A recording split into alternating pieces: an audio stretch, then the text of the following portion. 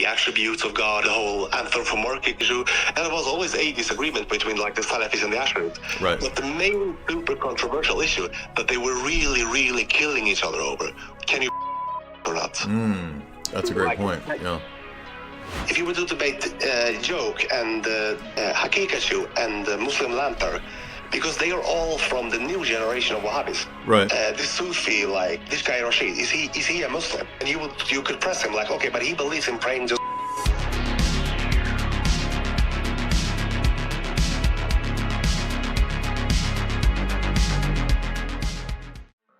Jake, Daniel Hakikachu, Muslim Lantern, all of them are Salafis. Salafism has become the normative view of Islam. It is a conspiracy. Yeah, it's like a British intelligence, Muslim Brotherhood type thing, right? The reason why the Brits supported the Wahhabis, and you know, like Wahhabis were a very fringe sect from Saudi Arabia. Right. The reason why they got support was because the Brits wanted to divide the Ottoman Empire, yes. right? Correct. Normal Sunni Muslims didn't want to take part of that because, like, if you're a Muslim, you cannot fight against other Muslims. That's a taboo. Mm-hmm. Yeah, that's what I was trying to get into on Sam Tripoli podcast when we were talking about British intelligence and Islam. Some of the people in the audience misunderstood. They thought I was saying that British intelligence created Islam. It's not what I said. I was saying that modern Salafi Islam and Wahhabism is really tied at the hip to British intelligence. It's a kind of Muslim sedevacantism or evangelical. You know, the whole Pastor Bob's church was suppressed by Constantine and the whole church went apostate. Very useful for not just what you're talking about, from the vantage point of like breaking down Ottoman power. Salafism it's like a mind-controlled, simplistic cult. It keeps people very controlled, stupid,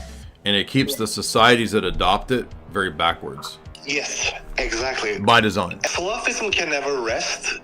There's always the opportunity to create a new Salafi schism. The Brits, they supported the Salafis originally with like the Saudis. Yeah. And the Saudis, they got their own kingdom. They become a stakeholder in the new... It never stopped. The Americans, you know, with ISIS. Yeah. Like, first it was Al-Qaeda, which was a Salafi breakup movement.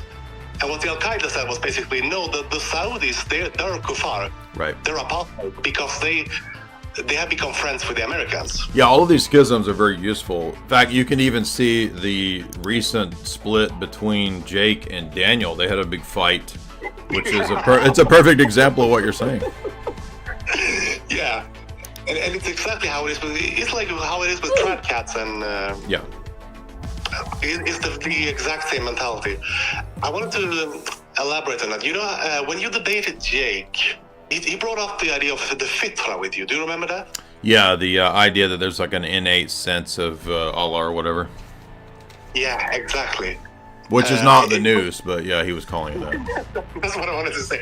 Like, he compared it to the news, which I think he is the first person in history who has ever made that comparison. Right. I don't know if he made that up on the spot, because if you want to compare, like, the idea of the fitra, it does have kind of a comparison to, you know how Tertullian talked about how, like... Yeah, well, I mean, John Calvin says every man has an innate sense of God. That doesn't mean it's the Orthodox doctrine of the news, so... No, exactly. This idea is very, very, very important to Salafism. You know, the real founder of Salafism is really Ibn Taymiyyah, right? Yeah, according to Jake, yeah. When Ibn Taymiyyah was around, in the 13th, 14th century Baghdad, there were no atheists or even polytheists around there. So the idea of God and believing in God and monotheism became sort of taken for granted. It became like sort of a lowest common denominator. Do you understand what I mean? Yeah. It was just, right. When it comes to theology, you don't really have to prove your basic assumptions. All the basic stuff, like there's one God, God has the attributes. I'm assuming that's why when Dr. Khalil, for example, shows those slides with all the quotes from Ibn Taymiyyah, that's when Ibn Taymiyyah is saying stuff like, there's no need to do apologetics and logical argumentation. Yeah. That was the intellectual milieu, the intellectual climate at the time. The really defining thing in Salafism is tripartite Tawhid. There is an idea which was introduced by Ibn Taymiyyah and then picked up by Muhammad ibn al-Wahhab, is that there's really three aspects of Tawhid, three aspects of monotheism. Okay. The first two aspects are not controversial. Belief that God is one and that God is alone to have all the attributes of divinity, and that God alone is the creator. The Salafis went so far, because of what we said before, it's like, oh, well, everybody agrees with this. They went so far and said, no, every human who has ever lived has actually believed in this. Even the polytheists in Mecca, who Muhammad was sent to, they were actually kind of monotheists in their theology. They believe that God is one, in one creator, he doesn't have any partners in his attributes. And you can find this actually sort of confirmed in the Quran. Muhammad, when you ask the polytheists, who created the world, who created the heaven and the earth, they will surely say Allah. So this verse sort of seems to confirm that the people who... That sounds like a Quranic version of natural theology and like bait and switch, where it's who created the world? God. Okay, well the word God is Allah, so you believe that Allah created the world. Yeah, but what if I believe that the creator of the world is like, the great vagina? Yeah, exactly. And I think that's a very, very good point. Natural theology presupposes a kind of philosophical reasoning. Every Muslim I've ever met says we absolutely affirm natural theology, just like Catholics and evangelicals. Again, like Ibn Taymiyyah, he went as far as to say every human who has ever lived was a monotheist in this regard. Okay. In belief in that God alone created the world. Okay. But then there is a third aspect of Tawhid, the third aspect of monotheism, which is the Tawhid of worship. It's not enough to believe that God alone created the world. You can only worship God also. This is where the Salafis will say that, okay, the people who Muhammad was sent to, they believed in God alone and that God alone was the creator. Okay, so why did Muhammad fight against them? Well, it's because they were worshipping in the sense of like practice, like they were praying to other, like they're equivalent to saints, like they were praying to saints for intercessions. Right. This is why Ibn Taymiyyah was so controversial, because when he was active in like the 13th century, saint worship, if we use like in quotations, like veneration of saints, had become mainstream in Islam. Right. And it was something that virtually all of his contemporary scholars endorsed. It's kind of like a Protestant movement within exactly. Islam, right? We got to go back. We got to go back to the pure first righteous generations, right? Yeah, we gotta go back to the first, because this saint veneration is polytheism, and his contemporaries were saying, no, we're not polytheists because we believe that God alone is the creator and everything is from God. And he will say, well, that's what the polytheists in Muhammad's time would say also. And like nobody has ever really believed how like polytheistic beliefs. It's your actions, your practice that makes you a polytheist. That explains his actions and motivations and why that Jake and people like that argue the way they do.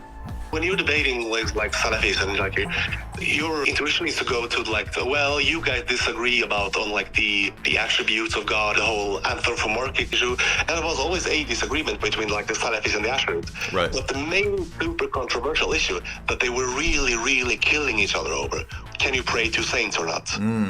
That's a great point. Yeah. That is the huge thing that they kill each other over. Aris, do they believe in that, or is that just something that Shia believe that, right? You cannot be a Shia and not believe in praying to the saints. Like I said, by the time of Ibn Taymiyyah, Sufism had fused with Sunnism, and Sufis also pray very much to the saints. Right, yeah, I'm aware of that, yeah. The whole opposition to praying for intercession is really the defining division, and that's not like, the Athari doesn't really go into that split. That's just like anti-Salafi when it comes to intercession, because there are Atharis who believe in saint veneration. Yeah, that's what I was wondering, yeah. Because Athari really relates to how you talk about the attributes of God and theology. It really doesn't talk about how you relate to the Tawhid of worship that I talked about. Okay. That's what they were actually killing each other over. Important insight there. You might think, oh, they're only debating the attributes. No, they're actually fighting over this. Which would mean that Jake is being faithful to Ibn Taymiyyah because he's saying that Daniel's bad now because Daniel likes Iran and Hezbollah because you're uniting yourself and supporting people who are idolaters, right? This is called takfir, what takfir means, right? Yeah, right. Like excommunication. There's a question called the chain excommunication. And this is really one of the things that Ibn Taymiyyah didn't talk about this, but Muhammad ibn al-Wahhab really wrote about this thing called like the nullifiers of Islam. Even if you don't pray to saints, even if you do not yourself commit any action of shirk, of polytheism, if you do not excommunicate anyone who commits these things, then you yourself become a polytheist. It's like when a Sedevacanta says, if you don't excommunicate and reject Pope Francis, you're also a heretic. Yeah, exactly.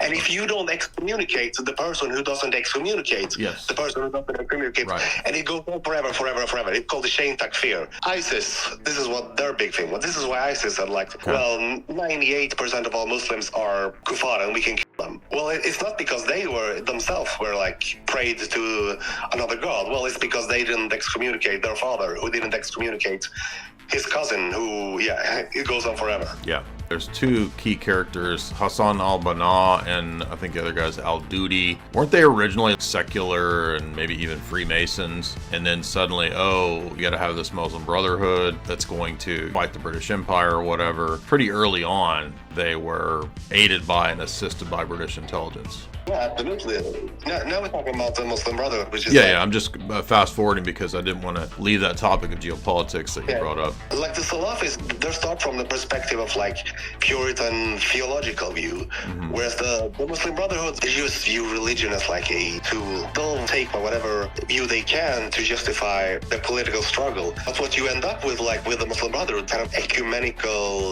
liberalism. That's what they push. From the 60s, 70s, where the Muslim Brotherhood started getting influenced by the Salafis, and that's how you got Al-Qaeda. The original Wahhabis, Salafis, they saw themselves as the only true Muslims in the world, waging a war against the entire world. It would lead to the apocalypse. It was like a very apocalyptic millenarian movement.